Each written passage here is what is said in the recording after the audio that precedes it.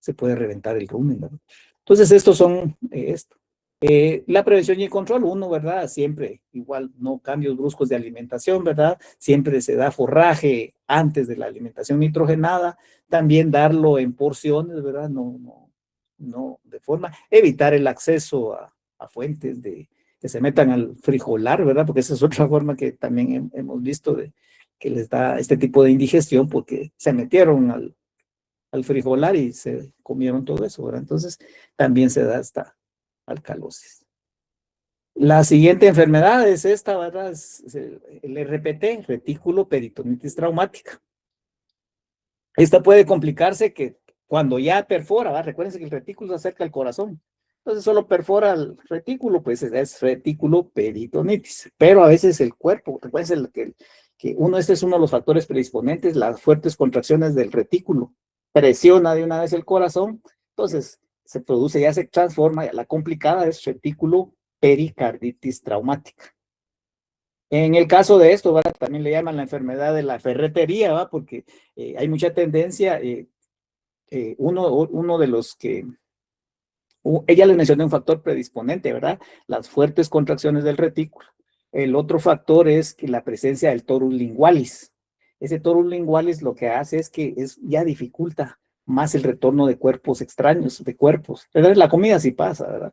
Pero cuando hay piedras o alañas o alambres, no es tan fácil que regrese. Ese es otro factor predisponente, la presencia del torus lingualis en las vacas. Y la otra es la poca discriminación bucal, ¿verdad? Los rumiantes, entre el grupo de los rumiantes hay diferentes categorías. Los que tienen el labio superior hendido, esos son más selectivos. Por ejemplo, las cabras pueden seleccionar más. En cambio, los búfalos, no, los búfalos también. Estos, por ejemplo, las cabras, los venados, la mandíbula inferior es más delgada y tienen labio partido, ¿verdad? Entonces, eso los hace los que se llaman, son cabras y los venados, pues son folívoros o browser, les dicen en inglés, ¿va? Que esos son más selectivos, van comiendo de todo. En cambio, por ejemplo, los búfalos, que también son rumiantes, su mandíbula inferior es más ancha. Entonces, esos tienen más capacidad de digerir la fibra, ¿va? Entonces, entre esos mismos rumiantes hay ciertas adaptaciones, ¿verdad? Y de ahí siguen por ejemplo, las llamas, los auquénidos, ¿verdad? Entonces, depende de eso, ¿verdad? Son más selectivos estos. Entonces, sí, en el caso de los rumiantes, igual los búfalos, son menos selectivos, ¿verdad? Entonces, esos son los factores para que se presente esta enfermedad. La otra que también se menciona, otro factor predisponente, es el apetito pervertido o aliotrofagia, ¿verdad? Que andan mordiendo todo lo que encuentran, ¿verdad? A veces las cabras son meras pícaras, ¿verdad? Que andan comiendo de todo, pero casi yo no he visto un caso de retículo peritonitis traumática. ¿Ves? Son más selectivas. En vacas sí es donde más he visto, ¿verdad? De retículo peritonitis. Aquellas vaquitas, también vaquitas que andan comiendo en los basureros, ¿verdad? Son bien predispuestas. Hemos visto casos que tienen alambres. Yo trabajé en el rastro y encontramos cuerpos extraños, conchas, lañas. Y en una ocasión yo fui a una granja y estaban arreglando el cerco y estaban ahí con toda la maquinaria, con taladro, con todos los barrenos y todo. Entonces yo les pedí, miren, por favor, recojan todo porque estas son muy traviesas, les dije yo, y no me hicieron caso. Cabal, cuando llegué a los 15 días que fui, me llamaron que una vaca tenía síntomas de esto, reticuloperitonitis. Cuando le hicimos la laparotomía, le extrajimos, tenía una de las brocas esas de los barrenos. Entonces, a pesar de que uno le dice a la gente, entonces, eso es la misma curiosidad. Los animales, estos rumiantes, son muy curiosos. Y también cuando hay deficiencias minerales, pues también tienden a ingerir cuerpos extraños. Otra circunstancia también es cuando están encerrados, el mismo aburrimiento. Hemos visto que a veces el alambre espigado trae esas estrellitas, los picos que pullan, ¿verdad? Entonces a veces hemos encontrado eso porque por estar aburridos empiezan a lametearse, arrancan esos pedacitos y se los ingieren, ¿verdad? O las barrenas. Generalmente uno casi siempre encuentra, a nivel de rastro, encuentra cuerpos extraños, piedras, lañas, tapitas hemos encontrado también. Entonces, si tienen, estos son las circunstancias que favorecen esta enfermedad, ¿verdad? Vamos a encontrar en los síntomas, ¿verdad? Lo primero es una caída abrupta en la producción, no hay apetito, no se quieren mover, ¿verdad? Hay que diferenciarlo de la aminitis que les mencionaba anteriormente, ¿verdad? No quieren moverse porque les duele, ¿verdad? A dorso arqueado, lo que hay defensa abdominal. Les mencioné en la primera clase, ¿verdad? Que tiene el abdomen como que se encuña, ¿verdad? Así, defendiéndose para que ya no siga penetrando el cuerpo. Y entonces en el caso ya de la retículo pericarditis o retículo peritonitis complicada, no hay, ya cuando está en el corazón hay efusión, se llena de líquido, entonces no se contrae, entonces vamos a encontrar lo que se llama el sonido mate, que hablaban en semiología, ¿verdad? Apagado. Mate quiere decir que es como un sonido apagado. También a nivel de la vena yugular, pues el flujo va a ser, uno pone a nivel de yugular, ¿verdad? Entonces va a encontrar que del torso, del miembro hacia arriba, va a haber un flujo retrógrado, quiere decir que no hay adecuada contracción del corazón, ¿verdad? Es esto. En el diagnóstico usamos por la sintomatología que ya les mencioné, el hemograma también, aumento de los leucocitos, la prueba del pellizco, ¿verdad? Entonces, a nivel de la cruz, entonces nos ponemos yo lo que hago es me pongo el estetoscopio a nivel del lado izquierdo o a nivel de la auscultación cardíaca y le pellizco. El doctor Sergio es bueno porque tiene la manota y uno entonces pone el estetoscopio y pellizca. Entonces, si se queja, entonces quiere decir que pueda tener el cuerpo extraño, ¿verdad? Y la otra prueba es la prueba de Cassmith. Lo que hacemos es que colocamos a dos operarios con una tabla, una tranca a nivel atrás de los miembros anteriores y que levanten. Y ponemos el estetoscopio y les pedimos que por favor lo liberen. Entonces, cuando ellos liberan, el animal se queja, quiere decir que se levanta y pone uno el estetoscopio y les pide que bajen la tranca. Entonces, cuando eso baja, entonces miramos, el animal se queja. Es la prueba de Carl Schmitt, así se llama. Entonces, hay una característica también que da esto, y he tenido varios casos estos. Cuando uno ausculta también, hace percusión a nivel de las costillas, encontramos un sonido timpánico, que eso lo vamos a encontrar en el desplazamiento del agumazo, y siempre del lado izquierdo. Pero entonces, a veces hay nunca se me olvida este caso, fue cuando yo estaba aprendiendo, lo vi en una vaca, que mi profesor me llamó por desplazamiento del agomazo, porque cuando le hacía la auscultación, donde corresponde, que vamos a ver más adelante, sonaba ping, como que fuera un tambor. Bueno, desplazamiento del agomazo, una vaca alta productora, recién parida, y con el ting, bueno, y le metimos, le hicimos la laparotomía, ¿verdad?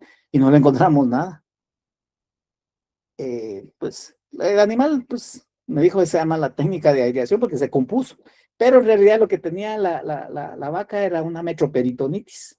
Entonces ahí hacia dónde va la reflexión, siempre hacer un adecuado examen, porque la metroperitonitis, que es una metritis, porque era vaca recién parida, cuando ya la inflamación supera, ya pasa hacia la serosa del útero, hay migración al peritoneo, entonces se produce, y la metroperitonitis da ese sonido también timpánico. Ya hemos tenido varios casos de esos, que animales con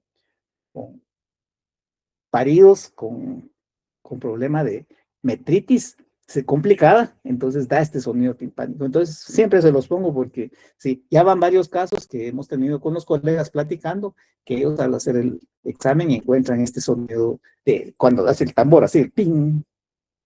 Eso quiere decir que hay gas. ¿Eso qué quiere decir? Que hay gas en ese interior, ¿verdad? Normalmente no hay a nivel de la cavidad abdominal. O hay pero poco, ¿verdad? Pero no para que dé este sonido. Esta es Doctor, la posición, perdón. una pregunta. Eh, ¿puede repetir esa prueba del pellizco que estaba mencionando?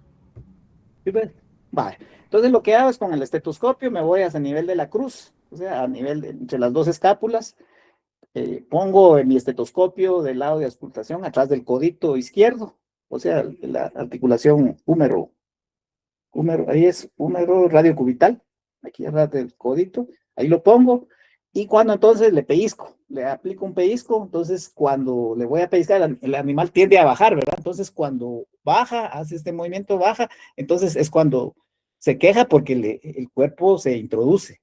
Entonces por eso y es igual el mismo principio de la calcimit, ¿verdad? Liberamos la tensión y cuando volvemos a soltar, el cuerpo vuelve a entrar, entonces el animal se queja. Esa es la prueba, la base de este diagnóstico. O sea que normalmente eso no debería dolerle No, al animal.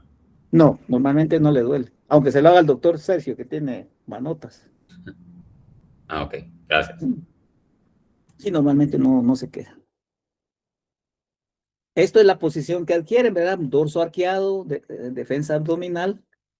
Esto es lo que le llama, que les decía, ¿verdad? Entonces lo que hace uno, esta vena, normalmente a veces la vemos que pulsa, ¿verdad? En ese caso, cuando va a ver, presionamos a nivel de aquí, a nivel de aquí donde está la flechita, se mira la flechita. Ponemos la mano aquí. Ay, perdón. Se mira, Minus. Sí se ve, doctor. Sí se ve. Vale, se mira el puntero, ¿verdad? Ponemos aquí. Ponemos aquí el dedo, ¿verdad? Como que vamos a tomar una muestra de sangre a nivel yugular. Entonces, la parte de aquí abajo, esta parte de abajo, se va a ver que pulsa para arriba, que se le llama flujo retrógrado, ¿verdad? Normalmente el pulso va para abajo, va para abajo. En este caso, hacemos hemostasis aquí y vamos a ver que la sangre se regresa para arriba. Eso ya nos indica que puede haber esto me pasó con una oveja que tenían en un instituto, tenía. Y esta pobre solo le dimos, la botamos para darle vuelta y se nos murió. Y cuando le hicimos el diagnóstico tenía el cuerpo extraño metido. Es de los pocos casos que he visto en ovejas. Una ovejona como de 200 libras. Entonces tenía retículo pericarditis, porque hay pericarditis es cuando ya había perforado. Entonces tomemos en cuenta esto, ¿verdad? De este famoso flujo retrógrado, ¿verdad? Y aquí está, ¿ves? El cuerpo extraño. Pues no se mira muy bien, pero si no, aquí el corazón, todo esto es el corazón. Está lleno de líquido, ¿verdad? Por la reacción del cuerpo extraño. Doctor, disculpe, ¿será que puede repetir lo del flujo retrógrado que no le entendí? Lo que pasa es que le hacemos hemostasis, aquí donde les dije. Hacemos como si vamos a tomar una muestra normalmente cuando vamos a tomar una muestra de sangre le ponemos aquí el dedo, ¿va? Donde está el puntero, ¿se mira? Sí. Va. Sí se ve, doctor. Sí. Ahí le ponemos el dedo. Entonces, al tener, ahí está haciendo hemostasis, vamos a ver que el flujo viene del corazón, ¿verdad? Normalmente el flujo tiene que ser para abajo, viene para abajo, ¿va? En ese caso, ponemos el dedo aquí y del codo de la parte anterior del húmero para arriba, vamos a ver que la sangre va para arriba, no se mira para abajo. Voy a ver si consigo un video, es que tengo problemas de memoria en el correo, ya tengo mucho, entonces no he podido subir los videos, pero entonces le hacemos esto. Entonces, pero miramos que va del brazo para arriba hacia la yugular, ¿qué quiere decir? Que hay trastorno aquí. No sé si quedó claro, pero sí es bastante fácil. Miramos que el flujo de la sangre no va para abajo, que es lo normal, sino que sube. Gracias, doctor. Sí, hombre, tenemos mucho problema con Bueno. ¿Cambió, Minor? Sí, doctor, sí cambió. Uno, ¿verdad? Entonces ya el enfoque, ya lo vimos por los síntomas, animal que no renuente a moverse, hay flujo, puede haber flujo retrógrado, hay aparecimiento brusco, ruptura. Dos tratamientos. Entonces el tratamiento puede ser médico o puede ser quirúrgico, ¿verdad? El tratamiento médico es el conservador, colocar al animal en un plano inclinado, ¿verdad? La cabeza más alta, va a ser la cabeza más alta y la parte posterior más abajo. ¿Qué es el principio de esto? Es como quien dice descargar la presión que ejerce el cuerpo extraño, ¿verdad? Sobre el peritoneo. Y hay que tenerla así varios días, unos 5 o 7 días, para esperar que se forme un absceso, que el animal, normalmente lo encapsula, sí. De hecho, es una enfermedad bastante frecuente, ¿verdad? A veces los animales tienen y lo engloban, se llena de fibrosis y ya no afecta, terminan bien su vida productiva y nunca dan signos de retículo peritonitis, ¿verdad? El organismo lo aísla, ¿verdad? Ese es el principio de ¿verdad? Y usamos antibióticos de amplio espectro, ¿verdad? Como la enrofloxacina, ¿verdad? De 2.5 hasta 5 miligramos. Y es importante, ¿verdad? Que tener en cuenta que el retiro de la leche y de la carne, pues varía en el caso de la carne, de 7 a 28 días el antibiótico, ¿verdad? Hay que tenerlo en cuenta por si se va a ir a rastro. Y entre 7 y 7 días para la leche. Entonces, animales, vacas lecheras o animal lechero, tienen que esperar de 3 a 7 días para que se retire el antibiótico. Analgésicos, ¿verdad? Hay varios, se puede usar en este caso la meglumina flunixin, pues hay varios, está el ácido tolfenámico, el ketoprofeno, el diclofenaco, también se usa esto. Entonces, dipirona sí no mucho, porque aunque la dipirona es un buen analgésico visceral, pero hay que ponerlo cada 8 horas para que realmente en este caso, pero si tienen, pues úsenlo, ¿verdad? Pero generalmente para cólicos es muy ideal porque alivia rápido, pero no hay que estarlo dosificando hasta 2 o 3 veces al día para que realmente funcione. El ácido tolfenámico es otro, ¿va? Pero ese lo pueden poner cada 48 horas para no estar pinchando cada rato, ¿verdad? Y meglumina flunixin, ese sí ya es a criterio de ustedes, pero es un analgésico, ¿verdad? También dar terapia hídrica, ¿verdad? Porque estos animales no han consumido lo que hacen es que cualquier cosa que les aumente el peso de las vísceras, pues les va a producir dolor.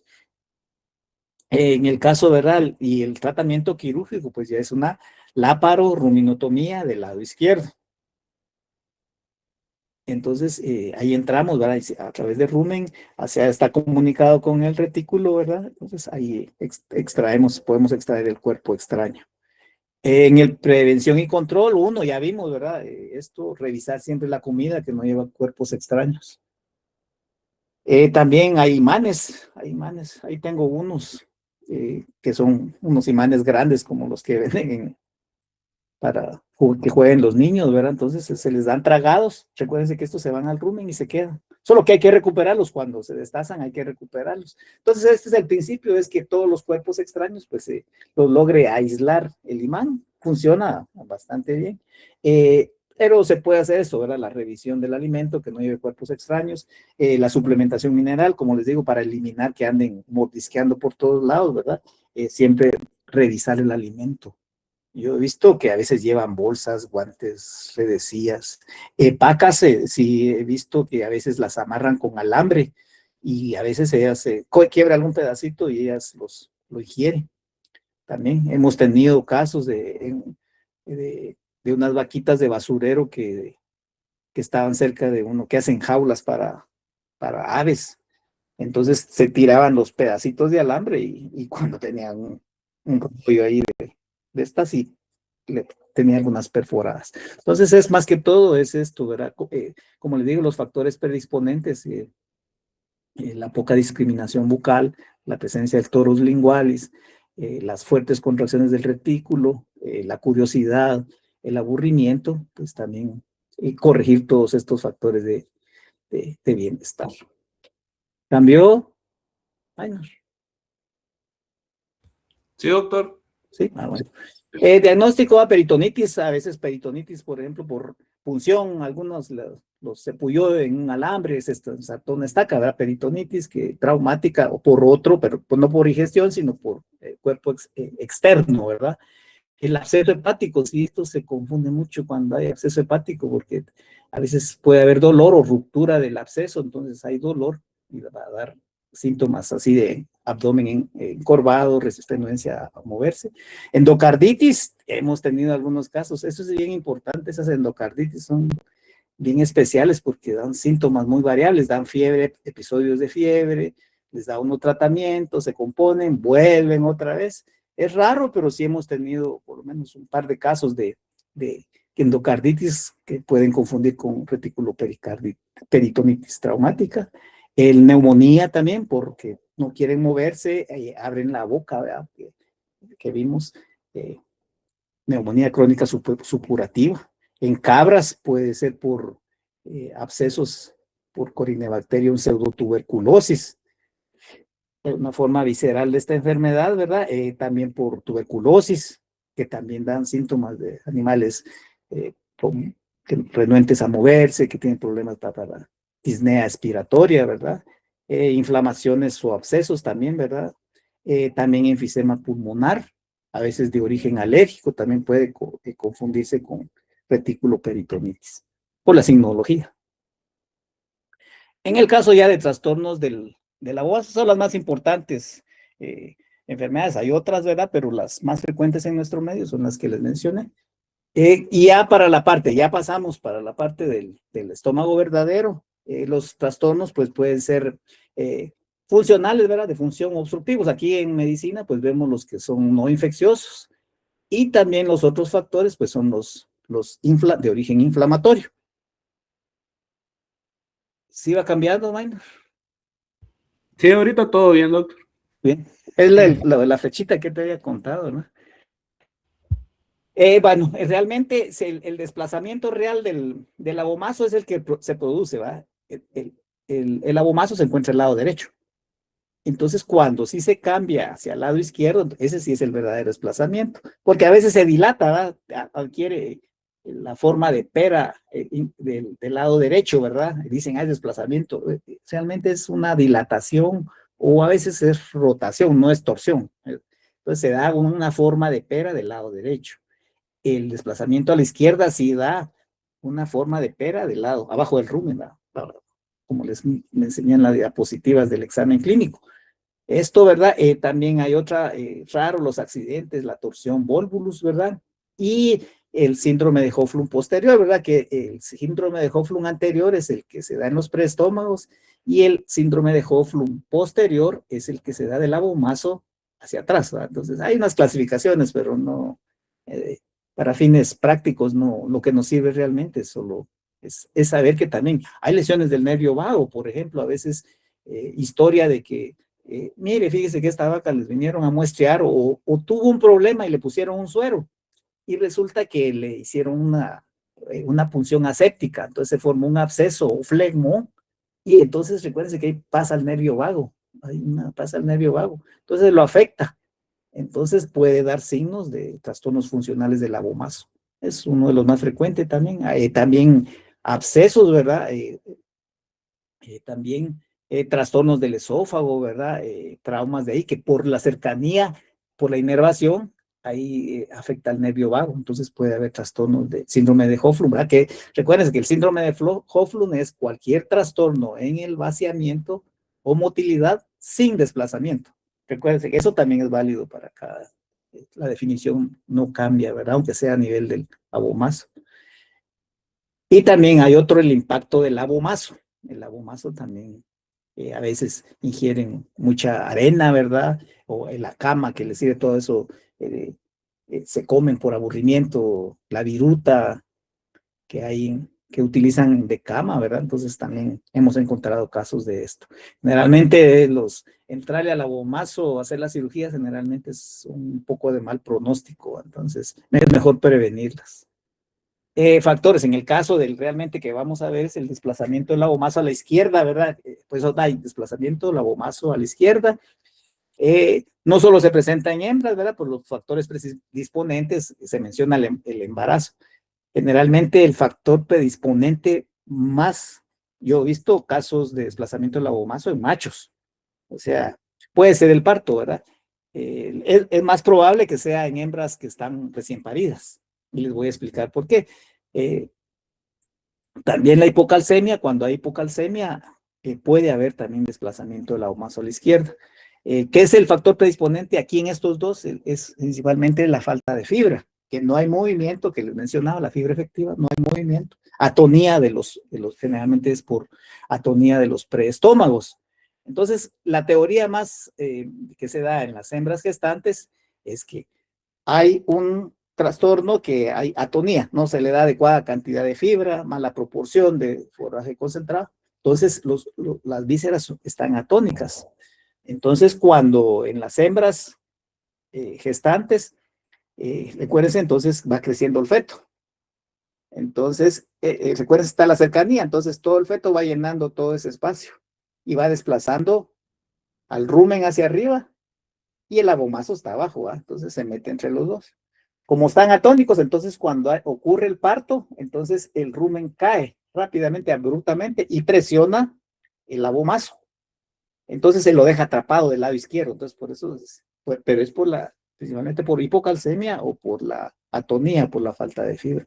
Entonces, como están llenos de gas, entonces el rumen atrapa del lado izquierdo, cae y queda atrapado el rumen, ¿verdad? Esa es la teoría, ¿no? Aunque como les digo, en machos también ocurre útero atónico, entonces, pum, el rumen cae y desplaza, deja atrapado abajo el abomazo y queda aquí. Entonces se llena de gas, recuerden que son vísceras, que hay fermentación, entonces se llena de gases y vamos a encontrar del lado izquierdo, vamos a encontrar la forma de pera, ¿verdad? Hacia abajo, ¿verdad?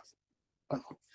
Entonces los síntomas, uno, ¿verdad? La forma de pera del lado izquierdo, que no es normal. Vamos a ver también que hay episodios de diarrea y de constipación. Apetito es variable, comen un poco un día sí, comen otro día. La producción también tiende a bajar, ¿verdad? Esto en el caso del diagnóstico, pues es muy importante por percusión. El diagnóstico es por auscultación. Ahorita les explico, ¿verdad? ¿Sí cambió? Bueno. Sí, doctor. Entonces, es del lado izquierdo, que se puede hacer desplazamiento, entonces aquí podemos ver varios. Este es el abomazo y este es el rumen, ¿verdad? Miren, el rumen está presionando el abomazo, que no es la posición normal. Entonces, aquí es un más severo y aquí es todavía más severo, ¿verdad? Entonces, vamos a ver esto, ¿verdad? Aquí va a estar el abomazo cuando abrimos la laparotomía del lado izquierdo. Si hacemos laparotomía, vamos a encontrar, este es este es el rumen, el de arriba, y este es el abomazo. Es esto mismo. Este es el rumen y este es el abomazo que está atrapado por el rumen. Esta es la zona de auscultación a nivel de la 13ª costilla. Entonces lo que vamos a encontrar, cuando es timpanismo, encontramos que está arribita de la fosa paralumbar. Ahí va a estar infladito, ¿va? En este caso está abajo. Entonces a nivel, auscultamos a nivel de la última costilla y de la parte inferior del flanco izquierdo, auscultamos. Entonces vamos a encontrar ese sonido como el tambor. Aquí está uno, miren, aquí todo es lo que les digo, ¿ve? Está el abomazo. Si fuera timpanismo, vamos a encontrar aquí arriba. Se encuentra aquí arriba. En cambio aquí va a estar abajo. Entonces vamos a encontrar una cosa que ayuda mucho es también el sonido ese que es como de tambor. Uno pone su estetoscopio y hace ping, ping, como que es tamborcito. Eso nos indica que hay presencia de gas. Ese es un diagnóstico. La otra es el método, es puncionar. Puncionar a nivel de la parte inferior. Aquí, en la zona esta de ocultación. Y entonces extraemos líquido. Ahí sí tenemos que usar agujas largas. Extraemos el líquido y el pH, eso. En el rumen no bajará, si es trastorno ruminal, no va a pasar, no va a bajar de 5. En el caso de que el líquido tenga una reacción de pH menor a 5, eso nos indica que es ácido clorhídrico. Eso es otro método, ¿verdad? El análisis del líquido que se colecte de la parte inferior. Es uno, ¿verdad? Y el otro método que también me gusta mucho a mí es, realmente no tenemos laboratorio en el campo, es también a nivel de el campo, también lo que hacemos, vamos a ver si se mira el puntero. Aquí a este nivel, ¿sí se mira el puntero, Minor? Sí se ve, sí se ve. A este nivel, lo que hacemos ahí, ponemos la mano empuñada, empuñamos la mano y presionamos y ponemos el estetoscopio. Entonces ponemos el estetoscopio y de ahí liberamos la mano, quitamos la mano y dejamos el estetoscopio. Entonces van a oír como cuando echan la chela en un litro, en un vasito, ¿va? Se oye ese líquido que cae.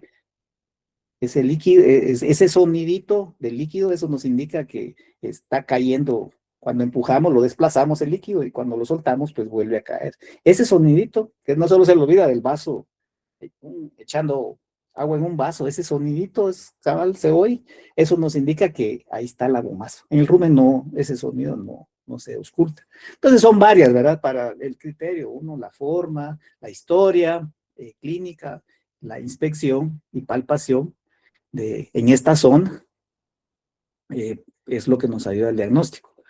En el caso del tratamiento, ¿es frecuente en nuestro medio? Sí, lo que pasa es que nosotros no lo diagnosticamos.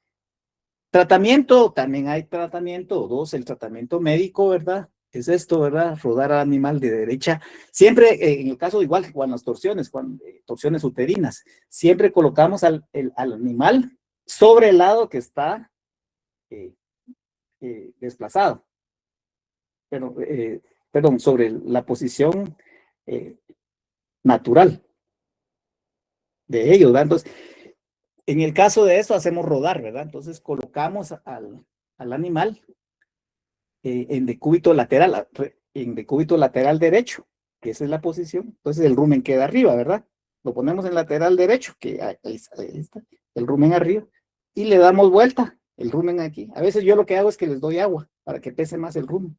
Entonces está el rumen aquí y los hago rodar. Entonces cuando por peso va cayendo el rumen y pasa el abomazo hacia arriba, regresa a su posición normal. Igual se hace con una torsión uterina, se hace de la misma forma, siempre se coloca de esta forma, ¿verdad? Y les cuento la historia, ¿verdad? De un cliente que tengo yo aquí por Comalap, por Santa Polonia, en Chimaltenango. Ellos tenían una vaquita, igual con la historia, va, recién parida, no dejó de comer, estaba infladita, y entonces pasó varios días y bueno, decidieron, va, como ellos sí viven de las vacas, decidieron venderla. Entonces llamaron al carnicero, ¿va? Entonces, pero ese día que iba a ir el carnicero, como que se atrasó y la vaquita se le salió, porque ellos sí viven en unas lomas, ellos sí viven en unos cerros. Ahí. Entonces dice que no llega el carnicero luego, ¿verdad? Entonces la soltaron, va, y la vaquita estaba débil y todo, y subió, y como estaba débil, se cayó y rodó para abajo, ¿va? Y solo dice que cuando llegó, se levantó y se curó. Se resolvió solo esto es el método natural de resolución. Entonces ya no la vendieron porque empezó a comer, se curó y todo. Lo que tenía era desplazamiento de la bomba. Lo que hizo cuando se subió y rodó fue esto mismo. Se volvió a su posición normal, ¿verdad?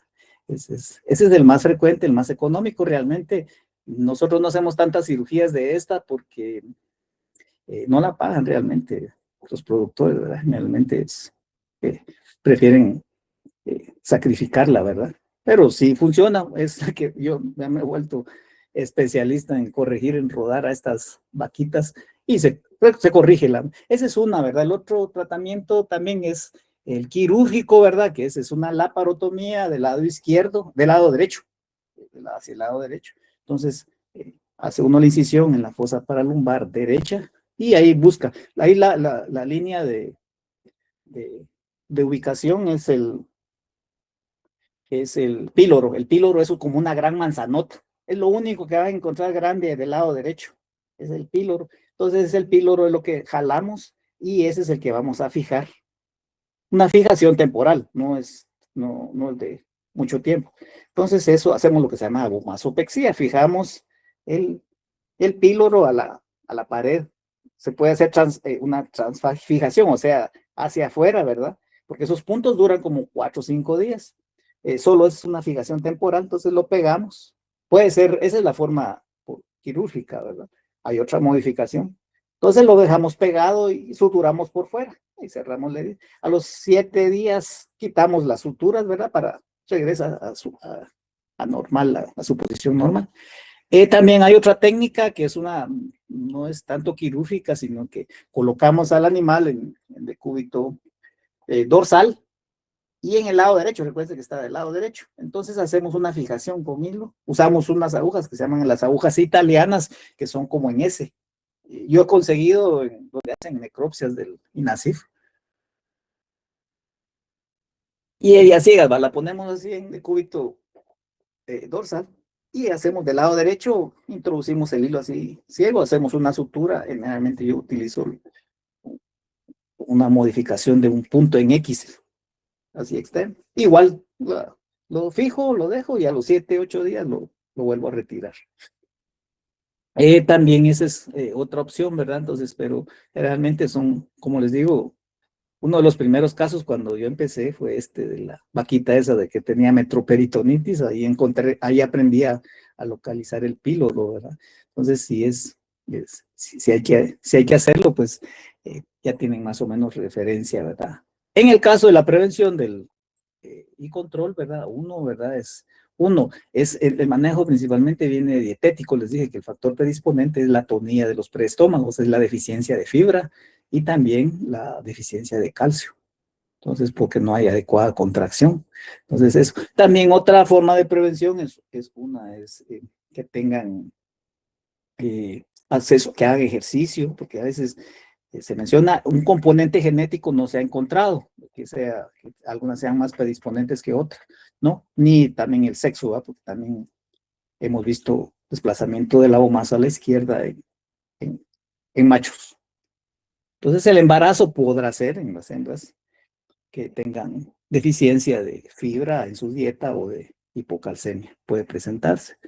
El otro, ¿verdad? Que les digo, es la indigestión vagal, ¿verdad? Posterior, que ya les dije cuáles son. Ahí está una clasificación, que esa no se las voy a preguntar en el examen, ¿verdad? Pero sí realmente las razones, ¿verdad?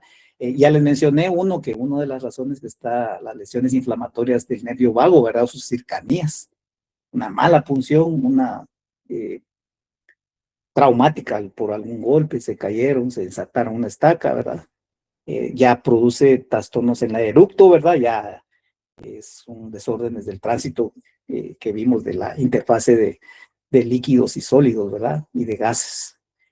También uno como abscesos, ¿verdad? También a veces abscesos. También, fíjense que hay casos, por ejemplo, de leucosis, que hay nódulos y tuberculosis también del retículo, entonces puede haber linfoma maligno. Linfoma o leucosis es lo mismo, es la misma. Y también por cuando tienen los terneros o vacas que se forman bolas, los pilos, ¿verdad? Pilos son de pelo, besoares, ¿verdad? Besoares son piedras, ya sea de fibra de mal indigerible, generalmente es fibrina, son núcleos que se forman y se llenan de pelos porque están lameteando. Entonces, eso hace que se forme una pelota. Realmente no sé cómo le llaman, copal le dicen, si ustedes dicen en el campo, no es que tiene su copal ahí, que son bolas de pelos o de fibra.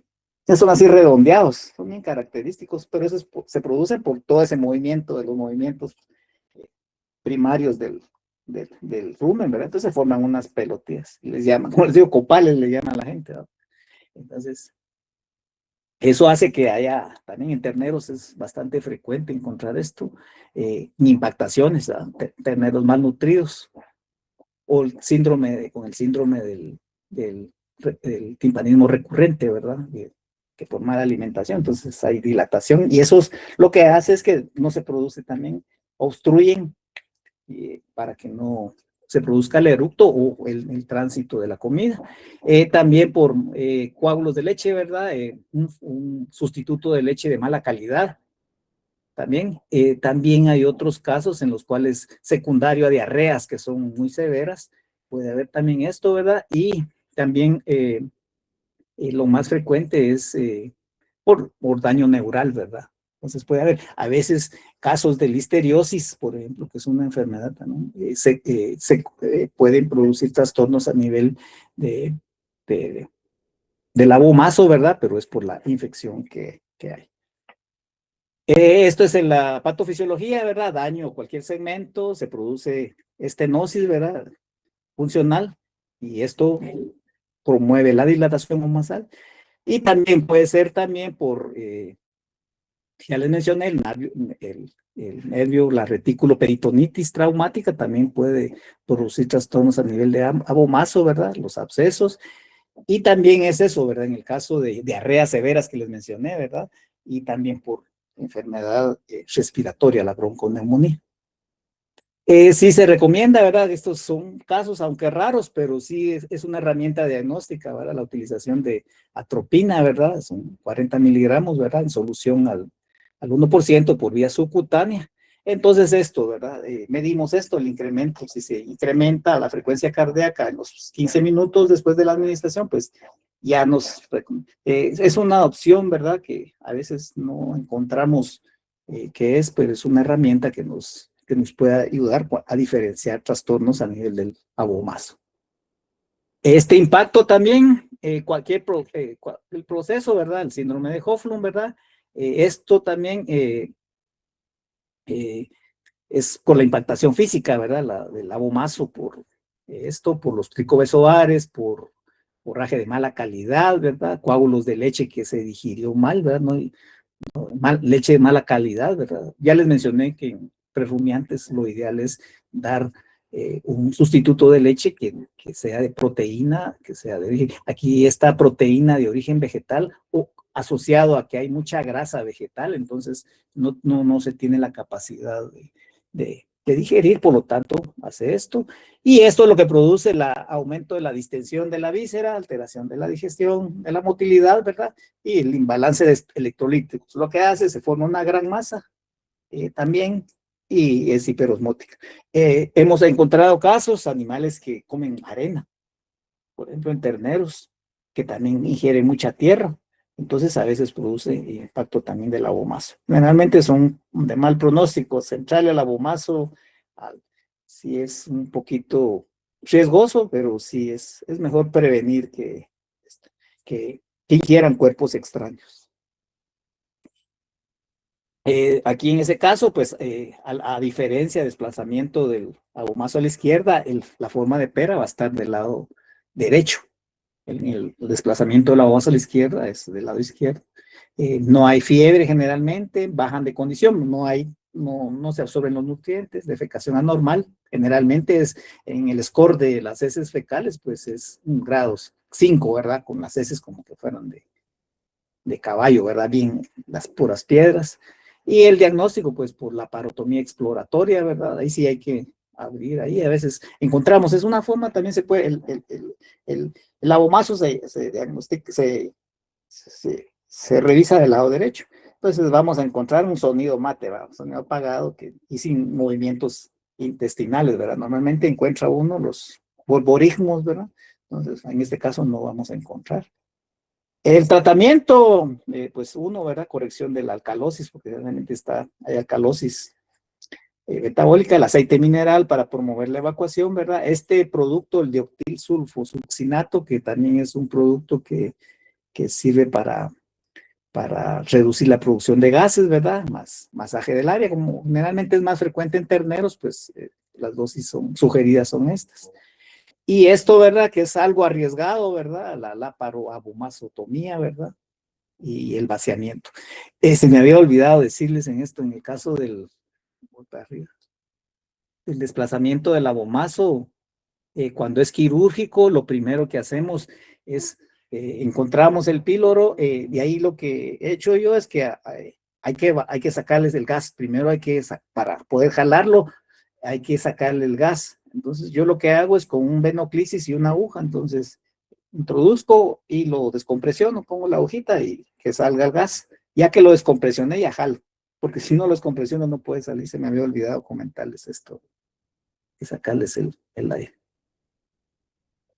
Y en el caso de ya vamos a terminar así de una vez. Estos son abomacitis, ¿verdad? Enfermedad, por ejemplo, la diarrea viral bovina, larvas del parásito Septagia que se da en clima frío. No le van a decir al doctor Rodríguez que a nivel de la costa se da Septagia, porque creo que los fusila, ¿verdad? Septagia es una enfermedad, es un parásito, y tiene una característica de que forma la forma hipobiótica. Y daña también a veces las criptas gástricas y ya no hay producción de ácido clorhídrico, entonces hay síndrome de mala absorción, ¿verdad? Tricostrongylus axei, aquí Tricostrongylus, el axei, que a veces se encuentra a nivel del abomazo, entonces producen enfermedad esto. Algunas veces también dan la fiebre, la fiebre aftosa también da lesiones en el abomazo, ¿verdad? De suerte no hay aquí. Úlceras abomazales, sí hay. Esta, en el caso de eso, no penetra la mucosa, entonces normalmente a veces pasan desapercibidas, ¿verdad? Y la otra es los tipos, ya cuando hay rupturas, sí hemos encontrado casos, hemos encontrado también casos de una intoxicación con dicomorales, encontramos los grandes coágulos, ¿verdad? También, es que se da, aunque es menos frecuente, pero sí hemos encontrado de intoxicación con dicomaral, de cumarina, sí hemos encontrado que hay, a nivel del abomazo, pues hay los grandes coágulos, ¿verdad? También hemos encontrado úlceras, asociado a úlceras, ¿verdad? Y estos son las úlceras no perforadas, pues ni siquiera nos damos cuenta a veces ni dan signos. Úlcera sangrante nos damos cuenta porque hay sangre en las heces, ¿verdad? Esto sí es más complicada, la úlcera perforada con peritonitis aguda, estas ya tienden a ser más severas y de muy poca recuperación, y estas sí casi siempre son mortales, las úlceras perforadas con peritonitis difusa. A veces hemos encontrado estos en animales que son alimentados con lignina. Esto fue un caso de unos peligüeyes que eran alimentados con paja de trigo. La trataron con un hongo para mejorar la digestibilidad, pero lo que hacía era que no, la lignina no se pasaba, los restos que pasaban eran muy duros y lesionaban. Entonces se complicaba, tuvimos casos de Clostridium edema maligno. En fin, el que se aisló fue el Clostridium chovei. Entonces sí hay por lesiones a nivel del abomazo, ¿verdad? Esa fibra muy dura perfora a nivel del abomazo. Los signos, ¿verdad? Los signos, como ya les dije, son hemorragia en las heces, ¿verdad? Es lo principal, ¿verdad? Ese es de color rojo. El tratamiento médico, en cerdos el doctor Jerry les va a hablar. El tratamiento médico, pues ¿qué hacemos en estos? Pues en algunos hemos usado las úlceras gástricas o abemazales, pues lo que usamos es el agua de linaza, fíjense, es un remedio, como les dije, es demulcente quiere decir que protege la mucosa. Entonces le damos alrededor de 1 litro, la dejamos reposar y esa agua se la damos, eso les va promoviendo. Aparte de eso, el tratamiento también es mejorar la dieta, va a quitar todo el factor de la ingestión de arena, si son cuerpos que son lignina, también hay que hacerlo, ¿verdad? En el caso nutricional, también esto también no he tenido mucha experiencia en usar, por ejemplo, los que se utilizan, los femetidina, ¿cómo se llama? Que utilizan en humanos, ¿verdad? No lo he usado, no tengo experiencia. He usado más que le digo, el agua de linaza, además que son un poquito caros y las dosis son un poco más altas. Entonces, también se puede usar, pero enfoquémoslo hacia mejor el manejo nutricional. El doctor Jerry les va a platicar de varios casos que hay en cerdos, ¿verdad? Uno de los síntomas también de esto, de las úlceras gástricas, es el vómito que platicábamos al inicio del trastorno del aparato digestivo. Un signo es el vómito también, el exceso de acidez se va para... Hay reflujo a los preestómagos y esto predispone a producir vómito. Doctor, Sí. ¿podría repetir lo del tratamiento médico que estaba diciendo, no? El tratamiento médico puede ser, ¿cómo se llama esto? El lansoprazol. Se puede usar, el tratamiento médico se puede usar también lo que les digo, el agua de linaza, la semilla de linaza, esa la venden en los mercados, en los dietéticos venden esto. Entonces lo que hacemos más o menos para un litro de agua, lo mezclamos con 1 libra de linaza, lo dejamos reposar unas 12 horas y el agua de esta le estamos dando de manera puesta por 1 semana. Eso actúa como un protector de mucosa también. Y aparte de eso, también remover lo que esté causando el daño, ¿verdad? Una mejora nutricional, mejor proteína, mejor carbohidrato. Esto. Y el vómito, ¿verdad? Que es uno de los signos que también es de úlcera gástrica o abomasal. ¿Sí? Doctor, ¿cómo es que se asegura de que como el lasoprazol o esta agua de linaza pueda llegar bien hasta el abomazo? Esta sí como, recuérdense que esto es líquido. Y los líquidos, los que no tienen esos, pasan casi que directamente cuando ellos tragan normalmente, esto pasa directamente a la bomasa. Ah, ok. Sí, no, eso no es, lo que sí lleva digestión es lo que lleva fibra, ¿vale? Esa fibra sí tiene que estar repasada. No, normalmente eso ya el retículo, como les digo, lo que hace el retículo es, bueno, no, ya ese ya no pesa, ese se pasa de largo. Entonces esa es la ventaja que tenemos con los líquidos en los rumiantes. Gracias, doctor. Sí, y el último es el timpanismo abomasal, ¿verdad? Que se nos llena de gases, ¿verdad? Entonces, ahí sí hay algo mencionábamos del manejo de los recién nacidos, ¿verdad? Malas prácticas de alimentación, ¿verdad? Que no damos el volumen, no damos en la temperatura, ¿verdad? Uno, ¿verdad? Darlo a horas, igual lo que les mencioné, la alimentación de los recién nacidos de rumiantes debe ser el mismo horario, el mismo horario, el mismo volumen, la temperatura, ¿verdad? Entonces, estas son las prácticas estos. Y también darles mucho. Eso, ha tenido mortalidad en pequeños rumiantes porque les dan eso, ¿verdad? Normalmente, si les calcula, en el caso de los bovinos, vimos que se da la alimentación del 10 al 20% de su peso. En el caso de los pequeños rumiantes es el 25% de su peso adulto. Vamos a ver eso en patología de la reproducción también. Y mala calidad de la leche, ¿verdad? Tratamiento del timpanismo, intervención temprana, muy bien, debe ser lo más rápido. No alimente al ternero con nada fermentado, ¿verdad? No, si el concentrado se moja, va a predisponer a que haya fermentación y por lo tanto a timpanismo y esto. Antibióticos de amplio espectro, ¿verdad? Como última instancia, no precisamente. Los líquidos que son de por vía intravenosa, terapia de soporte y para el dolor, porque hay por la dilatación, se produce dolor. Y eso, ¿verdad? Es necesario extraer el gas, pues ponemos en boca arriba o hincado sobre su pecho. Entonces, de esta manera ellos pueden eliminar más fácilmente el gas. Que estén postrados y pues, condenarlos a muerte. Mantener una fibra con fibra adecuada, ¿verdad? Minimizar el estrés, ¿verdad? También produce úlceras por estrés. Mezclas minerales irritantes también producen, también hemos visto casos de gastritis y úlceras pues la gente por agorrarse compra sal más barata, ¿verdad? La higiene y limpieza y también la intervención temprana, que es la base de la ganadería, ahora de ganadería de precisión, ¿verdad? El tratamiento oportuno. Y aquí está. Vamos a dejar para el día de mañana. Mañana continuamos. Muchas gracias. Doctor, yo tengo una pregunta